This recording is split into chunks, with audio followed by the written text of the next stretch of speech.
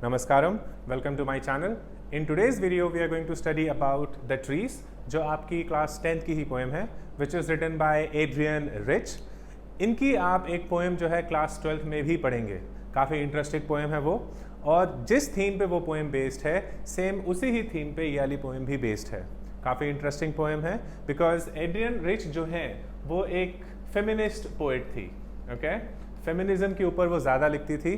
Feminism क्या होता है? जो वुमेन के फेवर में बातें करता है या वुमेन के फेवर में अपने तर्क देता है, अपने व्यू पॉइंट्स देता है और रीजंस बताता है कि किस हिसाब से और किस तरीके से जो वुमेन है उनको मेल्स के इक्वल नहीं कंसीडर किया जाता और क्यों कंसीडर किया जाना चाहिए। जो राइट्स मेल को दिए गए हैं वही सेम राइट्स वुमेन को भी मिलने चाहिए। ओके, तो मैं आपको एक बहुत ही बेसिक सी टर्मिनोलॉजी समझाने की कोशिश कर रहा हूँ। मैं ज़्यादा डिटेल में नहीं जाऊँगा इसकी because they are not going to ask you about feminism in your class 10th board exam, तो इतना सा ही आप समझिएगा। ओके, हाउएवर इस थीम से रिलेटेड क्लास 12th में जो पोएम होगा उसमें थोड़ा सा आपको डिटेल में समझने का बनता होगा।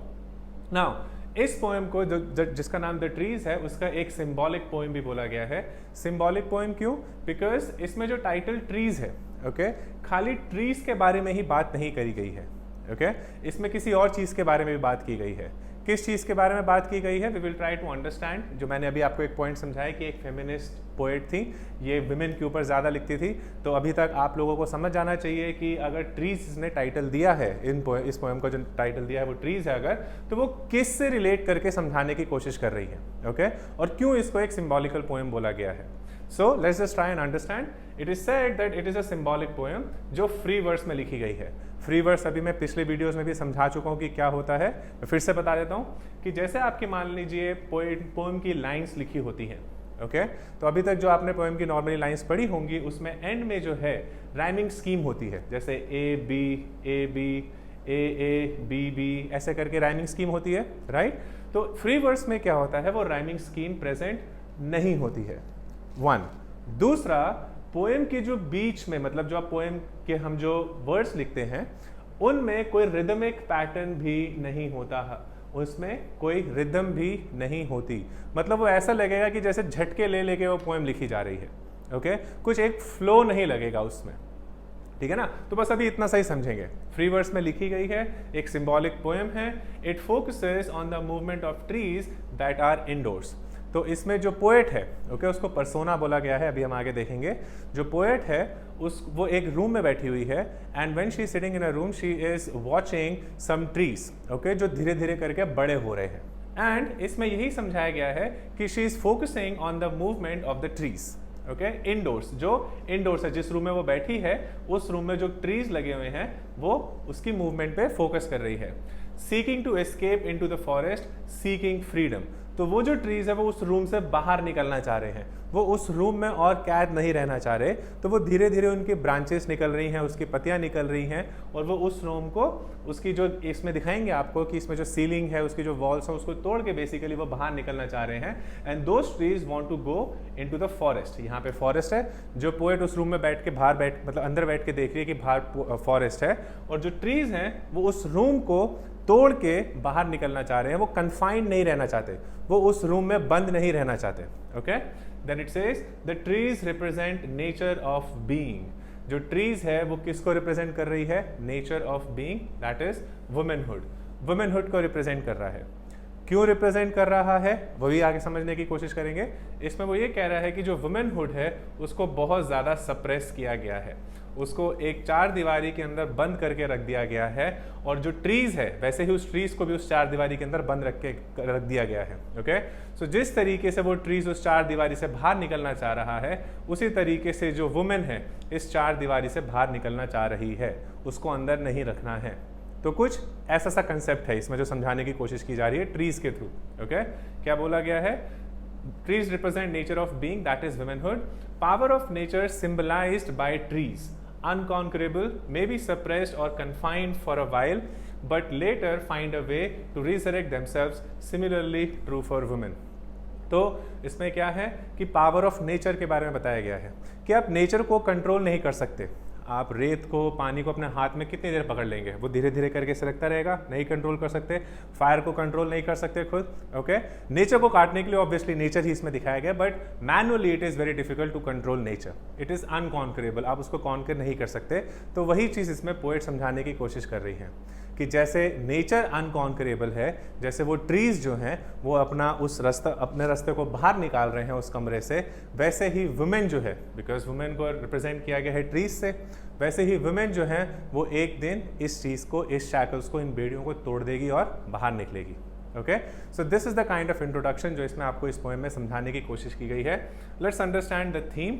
थीम में क्या बोल रहा है कि it's showing a conflict between man and nature, remove natural objects from there natural habitat. अब एक तरीके का कन्फ्लिक्ट दिखाया गया है। कन्फ्लिक्ट किसके बीच में? मैन और नेचर के बीच में। ओके, एक इस बारे में भी बात करी गई है कि जैसे हम जो ह्यूमन बींग्स हैं हम लोग क्या करते हैं, हमारा एक कन्फ्लिक्ट चलता है किसके साथ? नेचर के साथ। क्यों? बिकॉज हमारी जो रिक्वायरमेंट्स है वो कौन पूरी करता है? नेचर। हमको नेचर से अपनी रिक्वायरमेंट्स पूरी करनी होती है, अपनी ज़रूरतें पूरी करनी होती हैं, बट हम खाली वहीं तक नहीं टिकते, हम उस अपने वांट्स में भी बढ़ जाते हैं। ओके, हमारी जो डिज़ायर्स हैं वो कभी भी सेशिएट, कभी भी सेटिस्फाइड नहीं होते हम लोग उनमें। तो हम क्या करते हैं, उस नेचर को पूरा का पूरा डिस्ट्रॉय करने लग जाते हैं। ठीक है ना? तो हम रिमूव करते हैं natural objects from there natural habitat. Natural objects को उनके नेचुरल हैबिटेट से रिमूव कर देते हैं, मतलब बड़े बड़े जंगल हटा देंगे सिर्फ अपनी सोसाइटियां बनाने के लिए। ठीक है ना? तो कुछ ऐसी सी बात कर रहे हैं उसमें। Curtailing their freedom and creating ecological imbalance. तो उनकी जो फ्रीडम होती है, बिकॉज वो जिस नेचुरल स्टेट में बड़े हैं, जिस नेचुरल स्टेट में वो उग रहे हैं, उनकी फ्रीडम को हम काट के, रोक के अपने आप को वहाँ बसाने की कोशिश करते हैं और एक इकोलॉजिकल सिस्टम में इम्बैलेंस क्रिएट करते हैं। इकोलॉजिकल सिस्टम आपने पढ़ा होगा कि जिसमें एनवायरनमेंट, नेचर सब कुछ इंक्लूड हो जाता है। तो अगर हम एक चीज़ को डिस्टर्ब करें तो पूरा का पूरा इकोलॉजिकल सिस्टम जो है वो डिस्टर्ब हो जाता है हमारे ह्यूमन नेचर की वजह से। Now nature will always break confinement, but poet क्या कह रही है इसमें कि नेचर जो है वो हमेशा कन्फाइनमेंट, मतलब अगर आप उसको बंद करके रखने की कोशिश करोगे तो वो हमेशा इस कन्फाइनमेंट को तोड़ेगी, चाहे कुछ भी कर लो वो तोड़ के बाहर आएगी ही आएगी। ठीक है? It emphasizes on the need of giving freedom to all genders, classes and races. अब इसमें जो है वो सिंबॉलिकली जिस बात को बताना चाह रही हैं वो भी समझाने की कोशिश करी गई है। वो ये कहना चाह रही हैं कि एक नीड, उस पर एम्फेसिस, जोर डाल रही हैं किस चीज़ पे, कि फ्रीडम देना बहुत ज़रूरी है हर एक जेंडर को, हर एक क्लास को और हर एक रेस को। It should not be like that कि हम लोग विमेन की जो फ्रीडम है वो कटेल करके रख दें और जो मेन हैं उनको आज़ाद छोड़ दें कि भैया जो मर्जी करना है करो, जहाँ मर्जी घूमना है घूम लो, जितने मर्जी बजे आना है आओ, जितने मर्जी बजे जाना है जाओ। ओके, सो वो यही समझाना चाह रही है इसमें कि हम लोग जो मेन के टूवर्ड्स हमारा जो नेचर होता है that is a little bit, not a little bit but more of a kind, बहुत ज़्यादा बायस्ड है, और विमेन के अगेंस्ट हम लोग एक ऐसा डिसीजन लेते हैं जो उसकी इनकी फ्रीडम को कटेल करके रख देता है। तो वो चीज़ नहीं होनी चाहिए। It deals with patriarchy and subjugation of women as slaves. तो पेट्रियार्की से डील, बेटा ये वर्ड्स अपने जो है एग्जाम के जरूर लिखना, बिकॉज इससे मार्क्स मिलते हैं। Patriarchy and subjugation of women. Patriarchy क्या होता है? जिसमें पैटर्नल कंट्रोल होता है। पैटर्नल कंट्रोल मतलब male dominated society, male dominated society, male domination जो होता है वो ज़्यादा होता है। Okay, subjugation of women means कि वुमेन को ऐसा स्लेव ट्रीट किया जाता है कि तुम सिर्फ घर में रहोगे, खाना बर्तन देखोगे, घर संभालोगे, बच्चे पैदा करोगे, उन्हीं को देखोगे, बस और कुछ करने की ज़रूरत नहीं है, बाहर वर्ल्ड का जो काम है वो सब हम देखेंगे। वाई?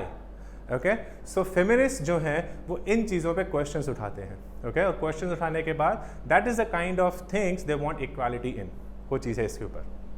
नाउ पोएम समझने की कोशिश करते हैं। What does the poet want to say in the poem? It opens with a strange imagery, trees moving out of the confines of a home into the forest, which was lifeless without them. तो एक strange imagery से शुरू होती है ये poem. Okay, imagery बड़ी अजीब सी है कि जो ट्रीज़ हैं वो एक रूम से बाहर निकलने की कोशिश कर रहे हैं और फॉरेस्ट में जाने की कोशिश कर रहे हैं, जंगल में, बिकॉज वो उनकी जगह है। राइट? कमरा उनकी जगह नहीं है, एक बंद कमरा उनकी जगह नहीं है, उनकी जगह जो है वो फॉरेस्ट है। तो वो उस कमरे को तोड़ के बाहर निकलना चाह रहे हैं और फॉरेस्ट में जाना चाह रहे हैं, जो फॉरेस्ट उनके बजाय, मतलब उनकी प्रेजेंस के बजाय जो लाइफलेस है, जिसमें लाइफ ही नहीं बची उस फॉरेस्ट में। तो जब फॉरेस्ट में वो ट्रीज जाएंगे तभी फॉरेस्ट में एक जान आएगी। वही चीज़ कहना चाह रहे हैं इसमें। As there were no birds और insects, no sun rays could play due to their absence. तो पेड़ होंगे तभी सनरेज जो है वो पत्तियों पे गिरेगी, शैडोज बनेंगी, पत्तियां हिलेंगी तो शैडोज भी हिलती हैं। Okay, so no sunrays could play. कुछ इंसेक्ट्स नहीं है, कोई बर्ड्स नहीं है, बिकॉज ट्रीज ही नहीं है। ट्रीज नहीं है तो नेस्ट कहाँ बनेंगे? ओके, इंसेक्ट्स नहीं होंगे, इकोलॉजिकल सिस्टम में पूरा का पूरा इम्बैलेंस आ जाएगा। So that is what she is trying to say है। Then the forest will be full of trees now as they have started moving into it. So अब क्या हो रहा है कि वो जो trees हैं वो उस कमरे से बाहर निकलना चाह रहे हैं। ओके, जब वो बाहर निकल जाएंगे तो फॉरेस्ट में पेड़ ही पेड़ होंगे और क्या होगा, पूरा का पूरा फॉरेस्ट जो है फिर से भर जाएगा, बिकॉज वो उस कमरे से बाहर निकल रहे हैं। Then it says they have been working in silence all night. तो वो रात की शांति में जो है, रात की जो साइलेंस में जो ट्रीज हैं वो सब मिल के काम कर रहे हैं। ओके, ताकि उनकी जो फ्रीडम है उसको कोई रोक ना सके। कैसे? To break away the boundaries of confinements, roots disengage from the grounds, leaves sprout out and towards the glass ceiling and rise towards the glass ceiling. अब क्या हो रहा है कि जो उनकी लीव्स हैं वो बढ़ रही हैं धीरे धीरे करके, रूट्स जो हैं वो पेड़ की बाहर आ रही हैं और जो रूम है उस पर ग्लास सीलिंग है। ओके, जो ऊपर है वहाँ ग्लास लगा हुआ है तो वो उसको तोड़ के अब बाहर जा रही हैं। तो ये कुछ ऐसी सी इमेजरी इसमें दिखाने की कोशिश करी गई है ना। जो ट्विग्स है, twigs and branches break free too. Branches appear to be newly discharged patient who are still under the influence of medicine. तो उसमें से छोटी छोटी फूल पत्तियां जो है वो निकल रही हैं, छोटी छोटी टहनियाँ निकल रही हैं और जो ब्रांचेस हैं वो भी बाहर निकलने की कोशिश कर रही हैं। और वो ऐसा लग रहा है कि जैसे एकदम कोई नया नया पेशेंट जो होता है वो डिस्चार्ज होकर आया हो, तो वो भी थोड़ा थोड़ा वीक होता है, राइट, मेडिसिन के उसमें होता है, असर में होता है। तो वैसे ही वो ब्रांचेस और ट्विग्स का जो है एक तरीके से एक मूवमेंट दिखाई गई है। They are not fully coming out like this, okay, because अभी वो उस कन्फाइनमेंट से बाहर निकल रही हैं। जैसे मान लीजिए कि आप गॉड फॉरबिड बीमार पड़ जाएं और आप मेडिसिन के बाद धीरे धीरे इम्प्रूवमेंट में इम्प्रूव करते हैं, तो वो इम्प्रूवमेंट ये नहीं होता कि जैसे आपने आज मेडिसिन खाई तो एकदम से खड़े होकर आप भागने लग जाओगे। धीरे धीरे आपके फिजिकलिटी में जो है चेंज आना शुरू होता है। तो वैसे ही वो इसको कंपेयर कर रही हैं, ठीक है, कि जो लीव्स है, जो ब्रांचेस हैं, जो ट्विग्स हैं, वो उनकी जो मूवमेंट है it appears to be like patients जो अभी अभी मेडिकेशन से बाहर आए हो, थोड़े से weak, but still they are trying to move out of the clinic. जो पेशेंट जैसे क्लिनिक से बाहर आते हैं थोड़ा बीमारी हालत में, वैसे वो ट्रीज के जो ट्विग्स हैं, जो प्लांट्स ब्रांचेस जो हैं वो उस ग्लास सीलिंग से बाहर निकलने की कोशिश कर रही हैं। Now this imagery symbolizes women, ये इंपॉर्टेंट पार्ट है इसमें। ये जो पूरी इमेजरी है, जैसा भी पीछे समझने की हमने कोशिश करी थी, इट सिंबलाइजेस वुमेन।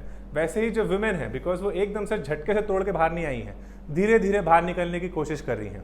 और जब उनको वो फ्रीडम मिल जाएगी तो ये नहीं होगा कि वो एकदम बाहर आते अपने पाँव पे पूरी खड़ी हो जाएंगी and they will be like all equals to the men, ऐसे नहीं होगा।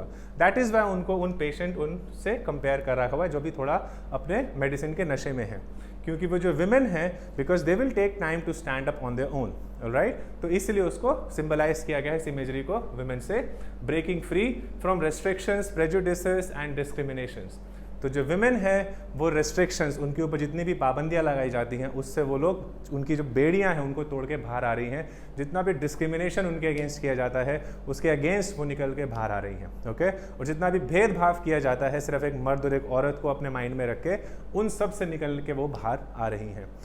इट माइट बी पॉसिबल कि आज आप वो चीज़ नहीं देख रहे हो इतनी आजकल की सोसाइटी में, but that doesn't mean it does not exist and it does not even mean कि it didn't even exist, okay.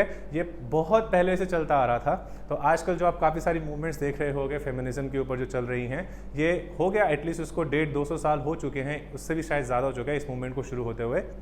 Mary वॉल्सनक्राफ्ट, Virginia Woolf, ऐसे ऐसे फेमिनिस्ट थे जिन्होंने इस मूवमेंट को शुरू किया था, okay. So you will study about them if you pursue with your literature career ahead. तो आपको इस चीज़ में डिटेल में पढ़ने को और मिलेगा, बट अभी सिर्फ इतना समझने की कोशिश करते हैं कि विमेन को बहुत ही ज़्यादा सब्जुगेट और दबाया जाता था, एज स्लेव उनको ट्रीट किया जाता था। इसलिए एड्रियन रिच ने जो है, जो पोएट जो उन्होंने ये पोएम लिखी है, because she wants to show कि उनके अंदर एक कितना ज़्यादा एक मतलब वो कितने प्रेशराइज हो चुकी हैं, कितना ज़्यादा दब चुकी हैं, अब वो सारी बेड़ियों को तोड़ के बाहर आना चाहती हैं। यही चीज़ फिर से मैं बोलूँगा, आपकी क्लास 12th की एक पोएम आएगी आंट जेनिफर्स टाइगर्स, उसमें आप ये चीज़ पढ़ोगे, बहुत ही अच्छे से ब्यूटीफुली उसमें समझाया गया है, ओके। नाउ लेट्स सी आगे क्या कह रही हैं वो। Persona engrossed in writing long letters, watch the scene but chooses not to mention anything about it. It's night, moon is shining, full of opportunities, a perfect time for the transitioning into what trees or women are striving for. तो persona जो है she is kind of writing long letters उसी room में बैठ के, but she does not want to utter any word because she does not want to create any jitter, या फिर कुछ एक उस मूवमेंट में, उस ट्रांजिशनिंग में वो कुछ हलल नहीं डालना चाहती, कुछ प्रॉब्लम नहीं क्रिएट करना चाहती, because it is the night time, everyone is silent, सब कुछ साइलेंट हो रखा हुआ है। तो वो जो ट्रांजिशनिंग हो रही है एक फेज से दूसरे फेज में जो जाया जा रहा है, ओके, उस पेड़ पौधों का, उन पेड़ों का, वो उसमें कोई बाधा नहीं डालना चाह रही है। मून भी साइलेंट है, okay, moon is also shining means the sky is clear, the night is clear, जिसके अंडर ये सारी ट्रांजिशनिंग चल रही है। Now there is hope in the air, smells like newly sprouting leaves. So ऐसा होता है जैसे अगर आप लोग कभी किसी बीच एरिया में जाओगे या माउंटेनियस रीजन में जाओगे तो the air over there will be totally different, okay. जब आप ब्रीद इन करोगे वहाँ की एयर तो आपको डिफरेंस खुद ही पता लग जाएगा वो कितनी फ्रेश होती है। तो वैसे ही एक फ्रीडम की एयर इसमें बात की जा रही है, ओके।